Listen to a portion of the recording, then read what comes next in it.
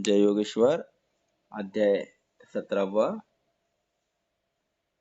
श्लोक 6 कर्षयन्त शरीरस्थं भूतग्राममचेतसा मां चैवान्त शरीरस्थं तान् विद्यासुरनिश्चयान् आहारस्त्वपि सर्वस्य त्रिविधो भवति प्रिया यज्ञस्तपस्तथा दानं तेषां भेदमिमं शृणु आयुसत्त्वबलारोग्य सुखप्रीतिविवर्धना रस्या स्निग्धा स्थिरा हृदया आहार सात्विकप्रिया कट्वं ललवना तीक्ष्णरुक्षविदाहिना आहार राजसस्येष्टा दुःखशोकामयप्रदा यातयामं गतरसं पूतिपर्युषितं च यत् उच्छिष्टम् अपि चामेध्यं भोजनं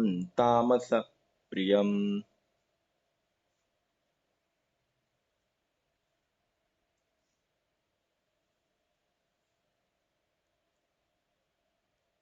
इंसान के जीवन में पूरी जिंदगी में जो समय है उसमें से कितना भगवान के लिए निकालता है, कितना खुद के लिए, इसका अभ्यास किया जाए तो भगवान के लिए समय निकालने का भी समय उसके पास नहीं रहता है। इतना वो मोह माया में संसार में अटक गया है। और अगर वो समय नहीं निकालता है तो उसकी दुर्गति निश्चित है। हम कहते हैं ना, जब आदमी को पहुंचा कर आते शमशान में तो इसको सदगति मिले। सदगति उसको मिलती है जिसने सत का काम किया है। सदगति कहने से नहीं मिलती। सत यानी शाश्वत जो प्रभु है। सदगति प्रभु के पास वही जा सकता है जिसने कुछ किया है। जिसने कुछ किया ही नहीं वो किस मुंह से जाएगा। मास्टर जी ने अगर कहा है कि कल पढ़ाई करके आना, इतना इतना होमवर्क दिया है, अब होमवर्क किया नहीं तो दूसरे दिन मास्टर जी के सामने किस मुंह से वो खड़ा रहेगा। वो तो यही चाहेगा, लड़का वो स्टूडेंट यही चाहेगा कि मास्टर जी की पत्नी बीमार हो जाए, मास्टर जी स्कूल में ना आए, किसी कारण स्कूल को छुट्टी मिले, क्योंकि होमवर्क किया नहीं है ना। और जिसने होमवर्क किया है वो तो मास्टर जी की राह देखता है, कब मास्टर जी आए और उनको मैं बताए। उसी प्रकार होमवर्क जिसने किया है वो डरता नहीं है। होमवर्क यानी स्वाध्याय, खुद का अभ्यास। जो भगवान मेरे लिए सब कुछ करता है, 99% वही मेरा सब कुछ करता है। इतनी सेवा करने वाले भगवान के लिए अगर मैं समय नहीं निकलता हूँ तो एक पशु के अलावा मेरी जिंदगी दूसरा कुछ नहीं है। पशु की ही जिंदगी में जी रहा हूँ। ईट ड्रिंक एंड बी मेरी, बस खाओ पियो और मजा करो। पर आदमी खा सकता है, पी सकता है, पर खुश नहीं रह सकता है, क्योंकि खुश रहने के लिए स्वाध्याय ही करना पड़ता है। बिना स्वाध्याय किए व्यक्ति का खुश रहना मुमकिन ही नहीं, क्योंकि जो भगवान का काम नहीं कर सकता खुश कैसे रह सकता है। इसलिए समय निकलता जा रहा है।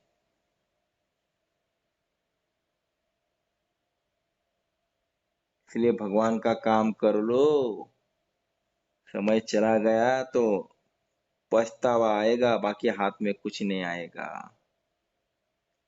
नाशवंत देह दानर सकळा, आयुष्य खातो काळ सावधान।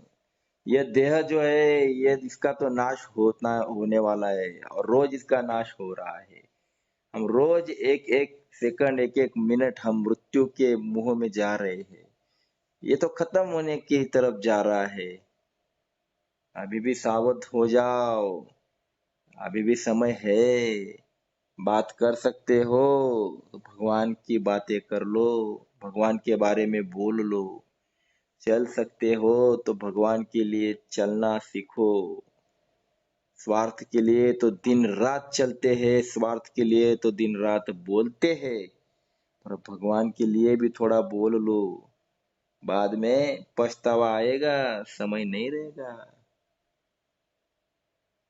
एक व्यापारी, उसका मुंबई में काम था, तो उसने अपने नौकर से कहा कि तू मुंबई जाकर आ और ये अपना काम पूरा करके आ। तो रात में 1 बजे की गाड़ी थी, तो उसे कहा तू जल्दी घर जा और खाना खा ले। तो उसके लिए फर्स्ट क्लास का टिकट भी निकाल कर दिया। अब वो नौकर जो था, उसका घर ऑफिस से बहुत दूर था, इसलिए उस व्यापारी ने उसकी खुद की गाड़ी दे दी और उसको घर तक पहुंचाने के लिए ड्राइवर भी दे दिया और कहा कि इसे घर जाकर पहुंचा दे, ताकि वो समय पर स्टेशन पर जाए। अब सारी व्यवस्था करके दी। इतना ही नहीं, तो व्यापारी जो था खुद उसके साथ स्टेशन पर गया और वो जो टिकट मास्टर है, उसे कहा कि देखो, ये मेरा नौकर है, रात में 1 बजे की गाड़ी से इसे मुंबई जाना है। ये शायद थका हुआ है तो सो जाएगा, इसलिए याद करके जब ट्रेन आएगी तो इसको उठाना। इतना काम आपको करना है। तो टीसी ने कहा कि आप चिंता मत कीजिए, मैं उसे बराबर जगा दूंगा। नौकर स्टेशन पर आ गया और फर्स्ट क्लास की वेटिंग रूम में ऐसे लंबा पैर करके, लंबे पैर तान के ऐसा सो गया। अब जब गाड़ी आने का समय था, तो टीसी ने उसे जगा दिया और टीसी तो निकल गया। नौकर ने घड़ी देखी और मन ही मन में सोचने लगा कि अरे, और 5 मिनट बाकी है, गाड़ी तो आने के लिए 5 मिनट देर है, कोई बात नहीं, 5 मिनट सो लेता हूँ। फिर वो सो गया। अब जैसे ही गाड़ी आई और निकल कर चली गई, और नौकर जो था, जब उसकी नींद खुली तब देखा कि गाड़ी तो बंबई पहुंच गई है और ये तो स्टेशन पर ही रह गया। उसने अपने मालिक का जो जरूरी काम था वो नहीं किया, इस कारण व्यापारी को गुस्सा आ गया, उसका बहुत सारा नुकसान हो गया। इसलिए उस नौकर को उसने काम पे से निकाल दिया। ऐसा ही है, भगवान भी इंसान को सब कुछ देता है, गाड़ी देता है, पैसा देता है, फर्स्ट क्लास का टिकट देता है। इतना ही नहीं तो इंसान को नींद आएगी, उसे पता है ये सोने वाला है,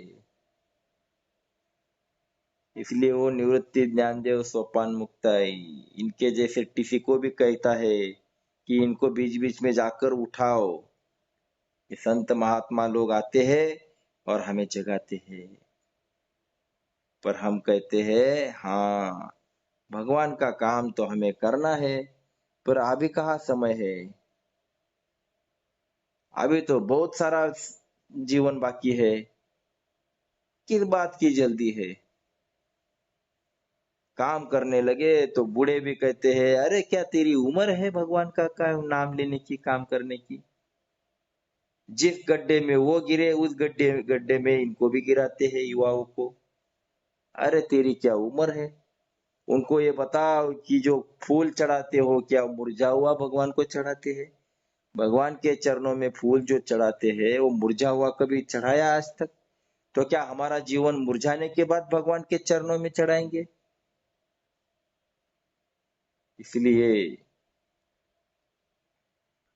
सही समय पर ही जागना चाहिए, क्योंकि अगर हम ऐसा करेंगे, कहेंगे कि नहीं अभी समय है और बहुत जीवन बाकी है, जिंदगी बाकी है, करेंगे, तो समय निकल जाएगा। हम लोग जब देखो रात में सोने से पहले घड़ी में अलार्म लगाते हैं सुबह 5 बजे का, और सुबह 5 बजे अलार्म होता भी है, पर हम क्या कहते हैं, सोने के कारण बंद करते हैं और कहते हैं 5 मिनट में उठ जाएंगे। और जैसे ही 5 मिनट कहते हैं और जो सो जाते हैं, और जब उठते हैं तो देखते हैं 8 बज गए। इसे कहते हैं 5 मिनट की नींद। यह हमारा जीवन खत्म कर डालती है। भगवान का काम करना है, हमें सब कुछ पता चल गया है, मालूम है काम कैसा करना है, किस तरह से काम करना है, कैसे भावफेरी करनी है, कैसे त्रिकाल संध्या समझाना है। पर हम अगर समझ चुके हैं तो फिर इस 5 मिनट की नींद क्यों ले रहे हैं? अभी नहीं जागेंगे तो फिर कब जागना है? इसलिए समय तो चला जा रहा है, और आप नहीं करेंगे तो बाद में केवल रोना हाथ में आएगा। इसलिए भगवान का काम करने के लिए जागरूक रहना है। ये जो कोजागिरी हम मनाते हैं ना, वो भी इसीलिए है, को जागरती। लक्ष्मी आती है रात के 12 बजे, ये देखने के लिए आती है कि जाग कौन रहा है। और यहाँ पर लोग शरीर रूपी जागरूक होते हैं, वो शरीर से जागते हैं, पर मन से, बुद्धि से, वो जो है भक्ति जो जागनी चाहिए जीवन में, उस भक्ति से जागरूक नहीं होते हैं। वो जागृति का मतलब जीवन में भगवान के काम के लिए कौन जाग रहा है? हम तो सारे सो रहे हैं, दिन आ रहे हैं, निकल जा रहे हैं। हम 50 साल के होने को आए हैं, तो क्या 50 साल में पिछले कुछ साल याद आ रहे हैं कि हमने इस साल में क्या किया? ऐसा लिख कर देखो तो।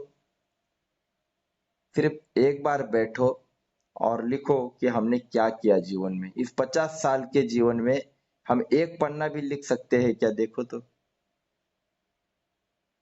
कोई कहेगा मैंने बच्चों को बड़ा किया, पढ़ाई की, इतना बंगला बांधा, इतना व्यवसाय किया। अरे ये सारा व्यर्थ है, ये नश्वर है, इसके पीछे मत लगो, इसमें से कुछ साथ नहीं आने वाला।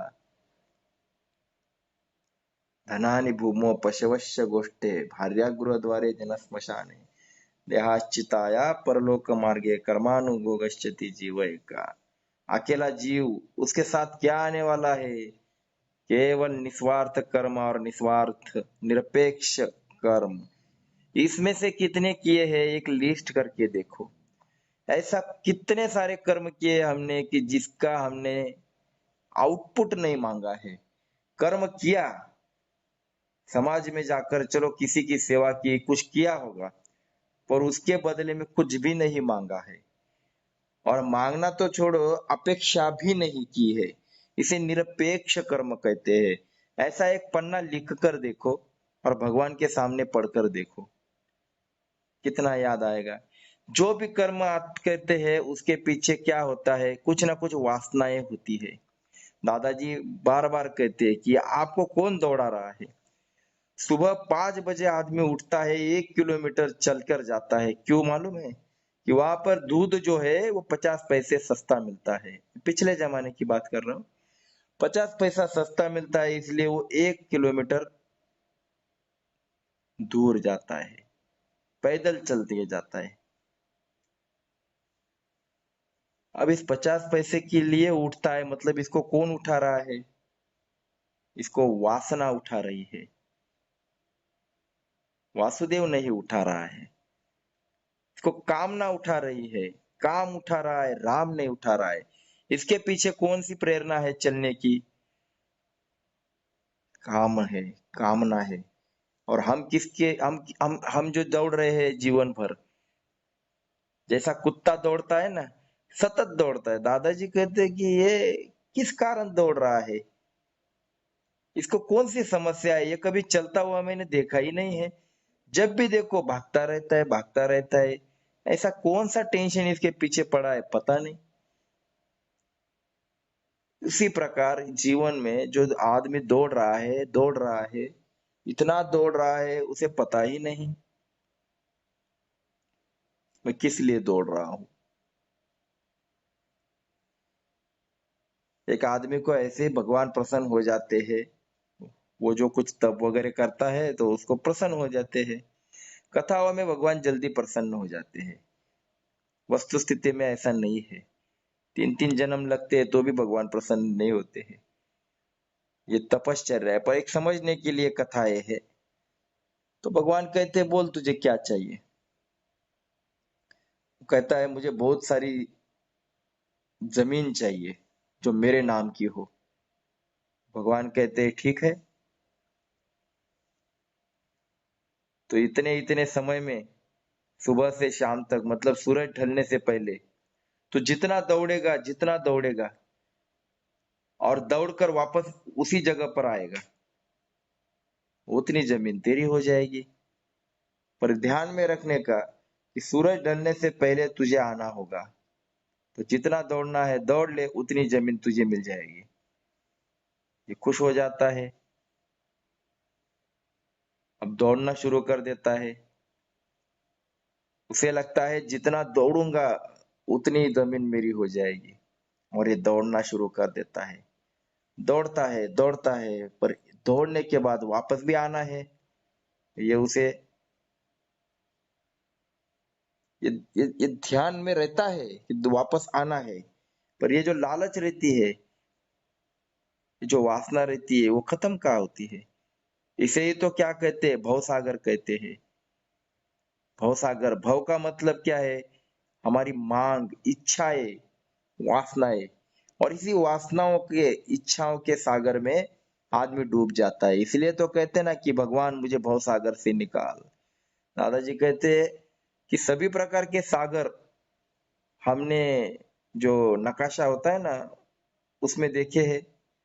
भवसागर कहीं दिखाई नहीं देता, ये कहाँ पर है? तो भवसागर का मतलब ही दादाजी कहते कि इच्छाओं का सागर, कामनाओं का, वासनाओं का सागर। ये जो समुंदर है वासनाओं का, ये इतना गहरा है और हम उसमें डूबते जा रहे हैं, इससे बाहर ही नहीं निकल रहे हैं। ऐसा एक दिन नहीं कि हमारी इच्छाएं नहीं हुई है, चलो आज ये कामना करते हैं। आज अगर 2,000 रुपए अगर प्रॉफिट हो गया, तो कल अपेक्षा करेंगे 2,500 तो होना चाहिए। फिर हम ये कमाएंगे, ये वो चीज लाएंगे, वो लाएंगे। बैंक बैलेंस हमारा बढ़ता जा रहा है, सब कुछ है, हमारी वासनाएं खत्म ही नहीं होती है। तो इसे भवसागर कहते हैं। उसमें ही अटक गए हैं, तो वो दौड़ता है, दौड़ता है, दौड़ता है, और सूरज ढलने को आता है। तो अगर वो दौड़ता है तो उतने समय में रिटर्न भी तो आना होता है, और फिर वो रिटर्न आने लगता है, तब तक समय हो चुका होता है। वो इतना दौड़ चुका होता है कि उस कारण उसका जो है, वो शरीर जो है, उसको कुछ ना कुछ प्रॉब्लम्स आ जाती है और वो वही मर जाता है। क्योंकि इतना दौड़ने के बाद आदमी जिंदा नहीं रहता है, वो मर जाता है। ऐसा ही हो रहा है। हम केवल दौड़ रहे हैं। किस लिए दौड़ रहे हैं? अगर शांति से भगवान के पास बैठकर अगर सोचेंगे, तो पता चल जाएगा कि हम तो व्यर्थ दौड़ रहे हैं। जब वालिया कोली रोज एक एक एक आदमी को, जो जंगल में जाते हुए आदमी को मारता था, कत्ल करता था, उसने उसने 7 रांजन भरेंगे। रांजन यानी वो जो बहुत बड़े बड़े मटके रहते हैं, उतने उतने पत्थर उसमें डाले थे। एक पत्थर का मतलब एक आदमी का कत्ल। ऐसे 7 रांजन भरे थे, खड पत्थरों से।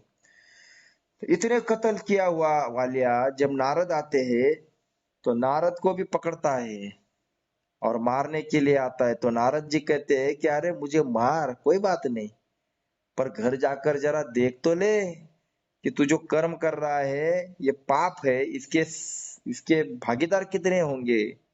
घर में कोई सदस्य तेरा भागीदार भी होगा क्या? जरा जाकर पूछ के तो हाँ। अब इसको स्ट्राइक हो गया कुछ, तो उसने कहा ठीक है, नारद को बांध दिया पेड़ से और कहा मैं घर जाकर पूछ कर आता हूँ। और घर आने के बाद जब बच्चों को कहता है, जो पत्नी को कहता है कि मैं जो भी आपके लिए कर रहा हूँ ये पाप है, आप भागीदार होगे, मेरे पाप में भागीदार हो जाओगे? तो पत्नी और बच्चे कहते हैं कि हम आपके पाप में भागीदार क्यों हो? आपका कर्तव्य है कि हमारे जीवन में जो है रोजी रोटी का व्यवस्था करना, ये आपकी जिम्मेदारी है। इसलिए तो शादी की, इसलिए तो बच्चे हैं, ये तो आपकी जिम्मेदारी है। अब आप कैसे पैसे लेकर आ रहे हैं, हमें क्या उससे? हमें तो घर चलाना है, सब्जी खरीदनी है, जो भी घर में किराना है उसके लिए पैसा चाहिए। अब कैसे ला रहे हैं वो आप देखिए, और उसका परिणाम आप ही भुगतो। हमें क्या उससे? हमने थोड़ी कहा कि पाप करके आप पैसा लेकर आओ। तब उसके दिमाग में आ जाता है कुछ तो गड़बड़ है। उसको समझ में आ जाता है, वापस दौड़ के आता है और नारद के पैर पकड़ता है, मुझे माफ करो, मुझे रास्ता दिखाओ, मुझसे गलती हो गई है। मेरे पाप के भागीदार घर में कोई भी सदस्य नहीं हो रहा है, जिनके लिए मैं इतनी जान निकाल रहा हूँ, इतना सब कुछ कर रहा हूँ, और वो साथ नहीं दे रहे हैं। कहाँ जा रहा हूं मैं? और तब उसे सत्कार्य प्रभु कार्य का रास्ता नारद जी ने समझाया। इसलिए तो कह रहा हूं कि कितना दौड़ोगी, कितना दौड़ोगे? दौड़ना तो है, पूरी दुनिया की संपत्ति हमें कमाना है, मना किसने किया? पर ये कमाते वक्त कभी ये सोचा है कि इसमें से कितना हिस्सा भगवान के काम के लिए निकाल रहा हूं, और वो भी निरपेक्ष निस्वार्थ। समाज में काम करते हुए एक अपेक्षा रहती है कि काम किया तो लोगों ने मुझे शाबाशी देनी चाहिए। ये भी काम प्रभु कार्य नहीं है। प्रभु कार्य तो वो होता है कि समाज में भी काम करके भूल जाना कि मैंने कुछ किया है। लोगों को शाबाशी देना है तो भले दे दो, कोई बात नहीं, पर उस शाबाशी के लिए भी मैं काम नहीं कर रहा हूँ। ना ही वो काम करते हुए मुझे वित्त चाहिए, ना प्रसिद्धि चाहिए, ना कीर्ति चाहिए, कुछ नहीं चाहिए। फिर भी मैं काम कर रहा हूं और गति से काम कर रहा हूं, बिना थके हुए। और यही काम महापुरुष करते हैं। किसी भी संत का अगर आप हिस्ट्री देखेंगे, अभ्यास करोगे, तो पढ़ो कितनी समस्याएं, कितने दुखों के संकट उनके ऊपर आ गए हैं, पर कभी भगवान का काम छोड़ा क्या उन्होंने? संत ज्ञानेश्वर हो या मुक्ताई हो, संत तुकाराम महाराज हो, ऐसा कौन सा संत है, संत एकनाथ हो, कौन से संत है बताओ कि जिनको समाज ने तकलीफ नहीं दी है? अरे इतनी तकलीफ तो सामान्य आदमी पूरी जीवन में कभी सहन नहीं करेगा। वो बोलेगा ये समाज ऐसा है कि भाड़ में जाए समाज, इनके लिए कितना भी किया तो भी ये ऐसा ही हमें उल्टा सीधा कुछ बोलते हैं, अब कुछ नहीं करेंगे हम इनके लिए। ये सामान्य लोगों की बातें हैं। पर महापुरुष जो होते हैं वो कभी गुस्सा नहीं करते। विश्वपट ब्रह्म दोरा, ताटी उघड़ा ज्ञानेश्वरा। संत मुक्ताई कहती है कि ये इनके ऊपर क्यों गुस्सा करने का? ये सारा जो विश्व है ये तो एक ही धागे से, माला जो होती है वो एक ही धागे से, जो माले माले में जो फूल होते हैं या मणि होते हैं, वैसा ही सब लोग है। सभी के भीतर भगवान है। तुम गुस्सा किसके ऊपर कर रहे हो? अब दरवाजा खोल के बाहर आ जाओ। वैसे ही हमारा जो मन का दो दरवाजा है हमने बंद करके रखा है, उसको खोलो और भगवान का काम करो। भगवान का काम हमें करना है। इसलिए भगवान का काम करने के लिए ये जीवन है। अब कितने दिन तक सोना है? भगवान के काम में जो जागरूक नहीं है वो समझ लो जिंदगी भर सोया है। तो ऐसा कितना दिन हमने जाग कर लिए है? लिख कर देखो। दादाजी ने आज लाखों लोगों को जो चलना सिखाया है, जागरूक किया है, भगवान का काम करना समझाया है। अरे स्वार्थ का काम होता है तो भी जल्दी लोग सुनते नहीं है। ये तो भगवान का काम है। पहला सवाल करते हैं हमारे पास, पहला सवाल ये होता है कि हमें क्या फायदा, और दूसरी बात ये होती है कि हमारे पास समय नहीं है। अरे भाई, तेरे पास समय नहीं है तो भगवान के पास भी तेरे लिए समय नहीं है। जैसा तू है वैसा ही भगवान है। तू जैसा करेगा, मन में सोचेगा, वैसा ही भगवान हजार गुना सोचेगा। ये यथा माम प्रपद्यन्ते तां तथैव भजाम्यहम्। तू जैसा वैसा हजार गुना भगवान। तू कहता है समय नहीं, तो आखिरी समय पर डॉक्टर भी कहते हैं ना कि भगवान की अभी याद करो। तब भगवान की याद करेंगे तब भगवान नहीं आएगा। वो कहेगा जब समय तुझे नहीं था तो मुझे भी समय नहीं है। भगवान ऐसा किसी को भी मदद नहीं करते हैं। हम खुद को इतना बुद्धिशाली समझते हैं, तो हमें बुद्धि देने वाला क्या बुद्धिशाली नहीं होगा? इसलिए 5 मिनट की जो हम नींद ले रहे हैं कि हम काम करने वाले हैं, हमें करना है, ये भूल जाओ।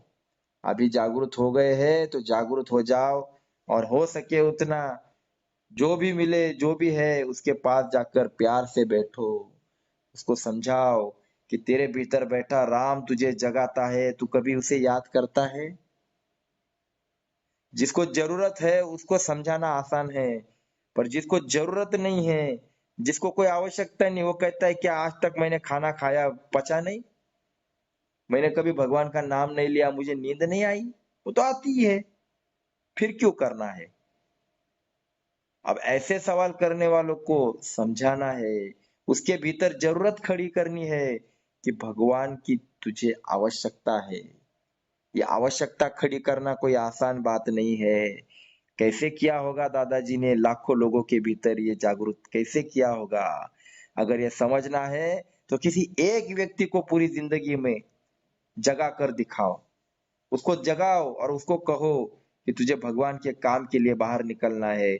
ऐसा एक एक आदमी तो लिख कर देखो, उसका नाम लिख कर देखो कि मेरे जीवन में इस आदमी को मैंने भगवान के काम के लिए जागरूक किया है।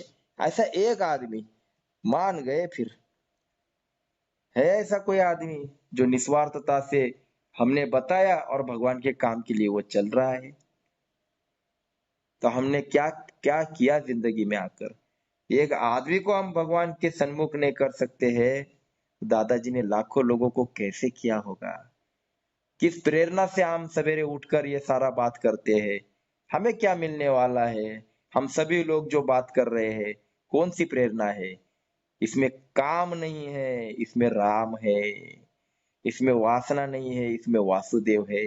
इसीलिए आज 7 महीने होने को आए, हम लोग एक दूसरे से जुड़े हैं। ये होता है काम का, ये होता है राम का काम, कि बिना कुछ अपेक्षा, बिना कुछ स्वार्थ, आप कुछ भी काम करते हो तो भगवान वो लिख लेते हैं। इसलिए भक्ति का मतलब क्या है? भक्ति का मतलब केवल दिखावा नहीं है। भक्ति एक वृत्ति है। 24 घंटा आपके मन में क्या चल रहा है, उसके ऊपर भक्ति तय हो जाती है। आपके अज्ञ मन में जब भगवान का विचार चल रहा है तो समझ लो आप भक्त है। इसलिए भक्त बनना है। भक्त वही होता है जो विभक्त नहीं है भगवान से। इसलिए भगवान के काम के लिए हमें जागरूक रहना है, सोना नहीं है। तो नाशवंत देह जाणार सकळ, आयुष्य खातो काळ सावधान। ये नाशवंत देह के लाड़ प्यार करो, मना नहीं कोई कर रहा है, पर यही देह भगवान के लिए कितना इस्तेमाल हो रहा है, इसके बारे में भी थोड़ा सोचो, इसके बारे में भी थोड़ा विचार करो। इसे स्वाध्याय कहते हैं। हमें स्वाध्याय करना है। आज हम यही रुक जाते हैं गोविंदाष्टकम का चौथा मंत्र लेकर। गोपालम भूलीला विग्रह गोपालम कुल गोपालम, गोपी खेलन गोवर्धन धृति लीला लालित गोपालम, गोभिर्निगदित गोविंद स्फुट नामानं बहुनामानं, गोपी गोचर दूरं प्रणमत गोविंदं परमानंदम। आप सभी को जय योगेश्वर। कल मिलते हैं इसी समय।